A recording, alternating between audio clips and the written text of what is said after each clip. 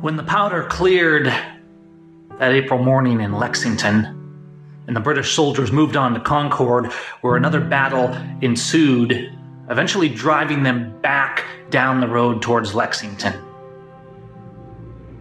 The British had drawn blood, and they had attacked the civilianry. And the militias gathered, and they were hiding in the trees and lining the roads, and they started firing and killing the British soldiers. It's important to understand that these civilians, these militiamen, they were still British subjects. This wasn't the United States of America.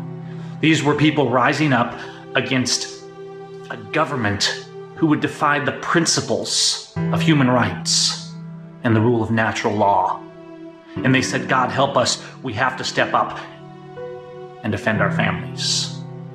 They didn't shoot first. They didn't have a principle of, well, let's pick a fight, let's go to war.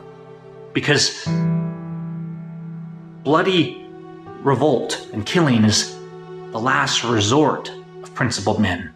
It was for them, and it should be for us today.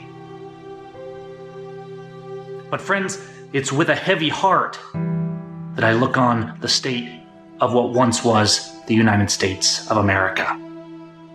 With more patriots being arrested every day as dissidents, it's becoming more and more clear that our government is doing one of two things, and likely both. They're telling the civilianry of America that they will comply, that this is a police state, and those who are dissenters and stand up will be punished. At the same time, they are pushing and pushing and pushing. I think it's fair to say that they're trying to push the patriots to violent action so that they can crush them and quelch the idea of standing up, quelch those who speak out and those who rise for liberty, so that once and for all, this can become a police state. It's with a heavy heart that I inform you, and I want you to understand that our government is in a state of treason against our Constitution, against moral law, God's law, and these states. And it's with an equally heavy heart that I say that most of our local officials and sheriffs are fully complicit in this. This is not the America that you grew up in. This is no longer a nation of liberty. The government has declared war now on this people, and they are attacking us with increased aggressiveness. The blood will continue to spill, the arrests will continue to be made. Now it falls to us. It's time to stop the pettiness. It's time to stop worrying about things like presidential debates. The government is gone, friends. The United States government has completely turned against the people. And any candidate who is not fully standing up against that is really not standing with our Constitution or with this people.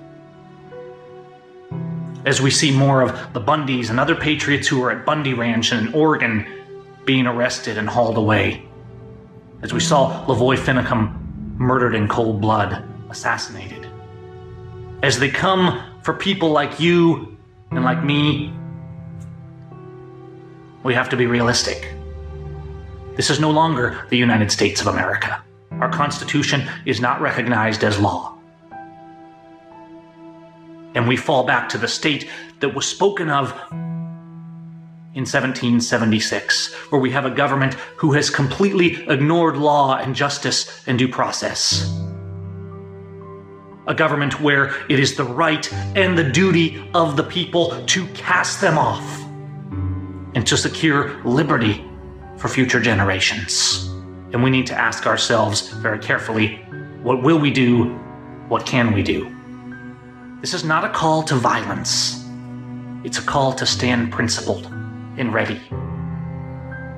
It's a call for the people who value liberty, who love their neighbor as themselves, who love God, who love justice. It's a call for them to set aside distractions and to appeal mightily to heaven, to search our souls, search the scriptures, search our consciences for what to do. But it's also a time to begin running interference against this treasonous government. To do whatever is principled and right. To tie up the gears and break down the machine of tyranny. The time has come to stand. I refuse to be idle and leave my children living in a nation like the one I live in right now, where every vehicle that pulls in may be a federal agent, and every officer may be putting a gun to my head. Friends, our government and those complicit with its treason have made its choice. Our politicians who refuse to stand with us have made their choice. God help them. Their hearts may be opened and they may repent and join with liberty. But any of our public officials who will not stand against the treason from this government must be regarded as complicit in this war on the people, as one by one they take patriots, prisoners of war, and lock them away in cages under the false pretense of due process. I will not sit still.